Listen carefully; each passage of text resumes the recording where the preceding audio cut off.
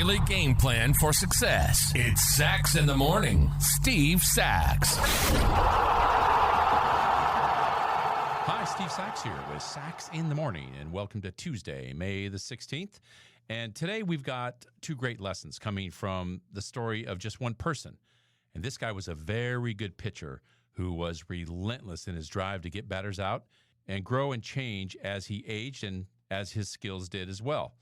And that pitcher was the great Jamie Moyer, a guy that I had to face in my career. And get this, Moyer pitched in 4 different decades. And I don't think he ever threw a pitch that hit 90 miles an hour on the velocity gun. So how in the world did a guy who didn't have great stuff pitch for 25 seasons, throw more than 4,000 innings, and win 269 games in the major leagues? Well, it's because Jamie Moyer played to his strengths. And so many times you see in all the stats that are driven by baseball today, which I don't think are that important. But one thing you see is, boy, the velo, look at the velocity on that pitch. Well, in the art of pitching, something I had to go against in my whole career, so I do know something about pitching, is there's 3 elements of it: velocity, movement, and location. And the art of getting a hitter out is to keep him off balance, to keep him off just a little bit. That's all it takes. So velocity, movement, location. The least important of these 3 issues is velocity. But yet that's the one that you hear the most about because it's, how powerful somebody is or how hard they can throw. Well, one thing about hitters is they just turn up the dial a little bit. And if you know where the pitch is going, i.e. it doesn't have a lot of movement, or if you know exactly where he's going to place it, which is location, the velocity really doesn't matter that much. They just turn it up and they'll wail on it. And Jamie Moyer didn't have that. He didn't have a lot of velocity.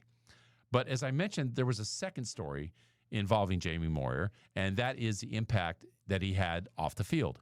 Now, Jamie and his wife, Karen, always sought to get out into the community wherever he was playing. They started a foundation without even knowing specifically what they wanted to do, just that they always wanted to help out and that they were always inspired by the strength of children. Jamie Moyer told Sports Illustrated in 2014, he said, "You see a lot of unfortunate situations out there, whether they're individuals or group situations. And being able to try to make a difference in someone's life is important." He was touched by so many kids throughout his career and throughout his life, and he'd been inspired by their strength and determination. Then Jamie met a young woman by the name of Erin Metcalf, who was fighting liver cancer at the age of 15. Metcalf had met many other kids and families who had lost loved ones, and clued the Moyers into how difficult it was for kids who lost a sibling or parent at a young age. That sparked the Moyers into creating a camp called Camp Erin out of their foundation, which runs free camps for kids ages 12 to 17 who have had to deal with the loss of somebody that was close to them. They now have 32 locations where they have weekend-long camps where kids can participate in fun and outdoor activities. But more importantly, they get to connect with other kids who understand what it's like to lose a family member. Camp Erin has been going for 23 years now and has had tens of thousands of children attend.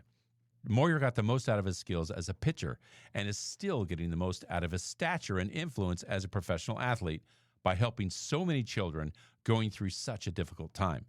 So take what you will from this story, but I take away from how important it is for us to play to our strengths, know what they are, and milk that for all they're worth.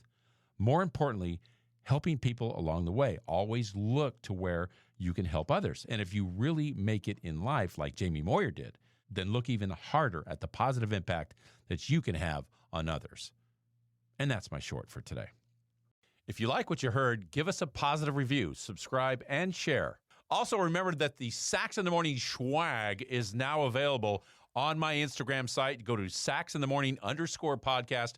You'll see it right there on the Instagram, and just hit the link. Everything's there: mugs, hats, tumblers, you name it. Take advantage of it.